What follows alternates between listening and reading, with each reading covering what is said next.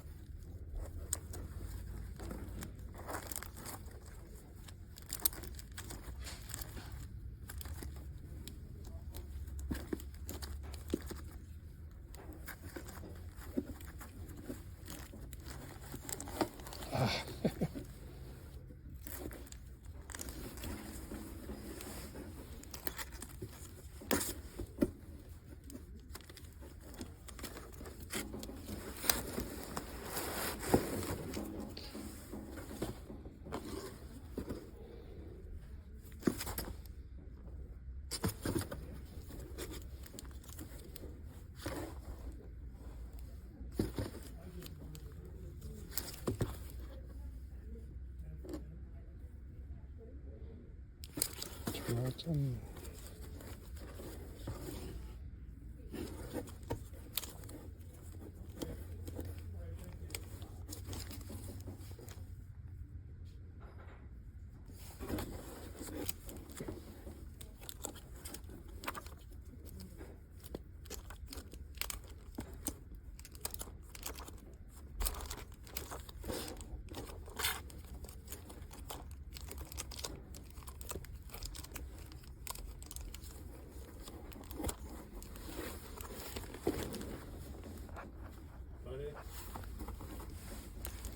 Yeah, found one box. Kind of random, right? Cool. Yep, there you go. El Paso.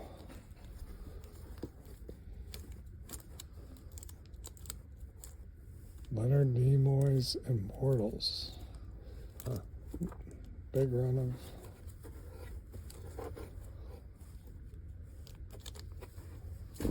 It's like a Star Trek. Actually, I have that issue.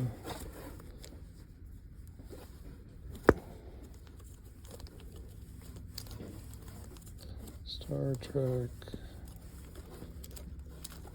Okay, well that's reasonable.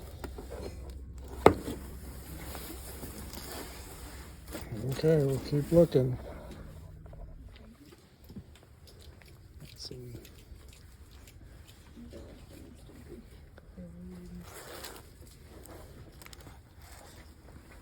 You're not old enough to watch that show, have you? I have. Yeah, we did.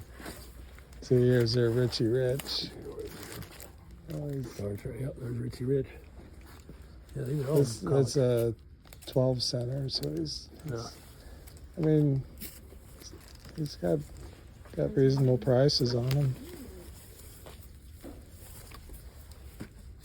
You guys looking for comic books too? Yeah, I'm specifically looking for like Sonic. The Hedgehog? Oh. Yes, the Hedgehog. Any of those? Yeah, I have some Sonic. I'm from Missouri though, so. Yeah. Oh, yeah, I live in Missouri, actually.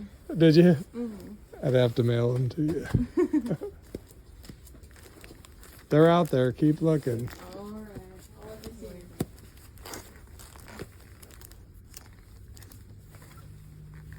The Fly.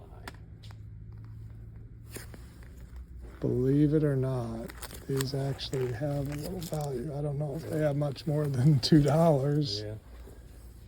but They're there. yeah. Another Richie Rich. I'm gonna walk them.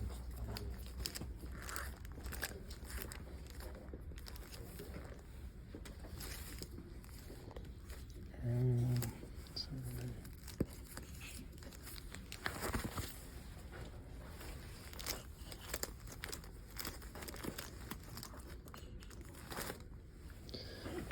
oh, I can see there's some ones he thought were a little better. Lots of Star Trek. Don't go into the water.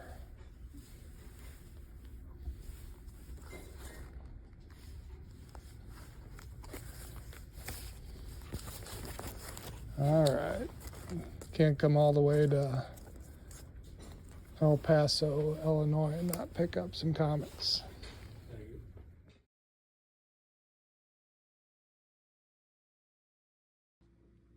Okay, this lot of books was from a visit to Midway Antique Mall. That's a large antique mall just west of Columbia, Missouri on I-70. And, this is a good example of a new comic book is going to retail for $5. So, if you're out and about and you see books for $1, $2, maybe $3, that's less than a new comic book costs. And if it's something that you're not sure of, you can kind of feel good about picking it up and giving it a try, see if you like it. In this case, these were books that I came across through several booths, and I don't have any footage of the live pick, but here I'm going to show. These sold for the most part around $2. And Gen 13, that's a J. Scott Campbell. As far as I understand, I'm learning about it, but as far as I understand, he did the actual book itself, not just the cover. And I think this was a little bit earlier. It's not in the best condition, but for $2, it was worth my money to pick up and have a chance to read. He's a very popular modern contemporary artist. This was done in 1997. I'm still looking for some credits within the book. Let's see. Here we go. So we've got credits here. And indeed, J. Scott Campbell and Al Rio pencils. So at least some portion of the pencils. There's not a separate credit for the cover. Sometimes they'll have a separate, credit for the cover artist. But here it says Gen 13 created by Jim Lee, Brandon Choi, and J. Scott Campbell. And this was at Image in the late 90s. So just something of interest, back issue, good example of what you can find randomly. The Crisis on Infinite Earths, this has been turned into like an animated two-part film with DC Films. This was a pivotal moment in the history with DC Comics and their characters, their universe of characters. So in '85, they kind of realigned everything, killed off a lot of characters. So this was a big historical significance for the DC universe, and also a fun story, fun read, great art. And I like to, so in particular, George Perez, Marv Wolfman. This was a pretty good pickup for $2. And I like to build these sort of things into sets and offer them at a discount. And so that's a good pickup to put into a set. This one was probably one of the better finds, I thought.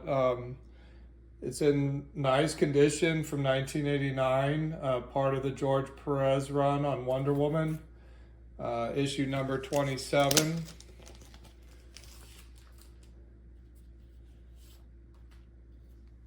Very clean copy.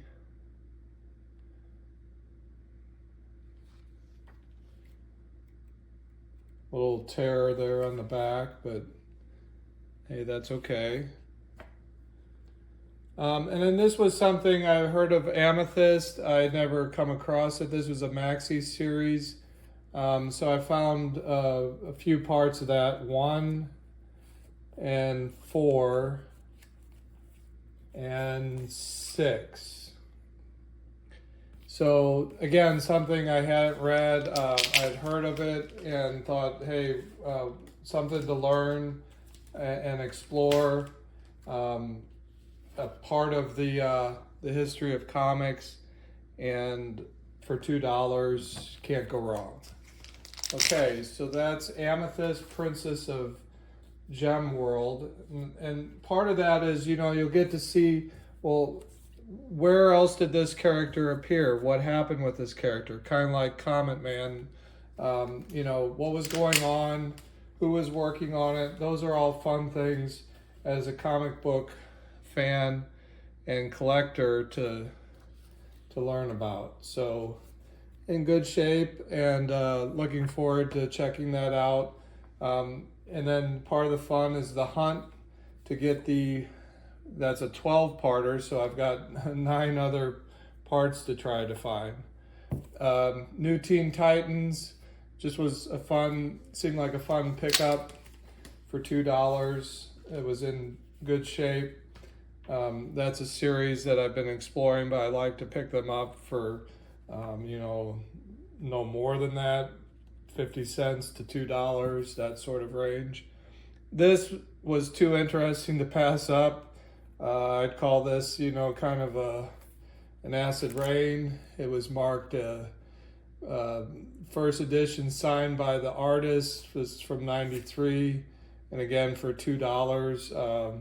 You know, it's a nice thing to see.